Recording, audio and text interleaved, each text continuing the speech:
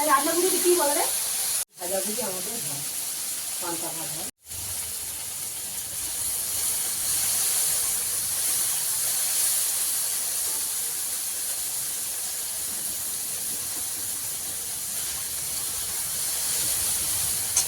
আজকে প্রায় বাড়িতে রান্না দুটো, কিন্তু আমাদের বাড়িতে রান্না করে নেই, ইচ্ছা রান্না।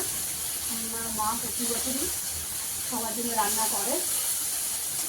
দেখুন এখানে ঢেঁড়স ভাজা হচ্ছে, আর এখানে রয়েছে প্রচুর ইলিশ মাছ, এই যে এটা ভাজা হবে। আর এছাড়া অনেক ভাজাভুজি হয়েছে, কচু শাকও হবে। মোটামুটি অনেক রান্নাই হবে, কিন্তু রান্নাগুলো আমাদের নেই, ইচ্ছা রান্না আমাদের বাড়িতেই হয়। আর কালকে মনসা তলায় হলো দুধ কলা দেওয়া হবে, এটাই আমাদের নিয়ম। যতটা সম্ভব হয় রান্না করে, তা মোটামুটি অনেক রান্নাই হয় বাড়িতে।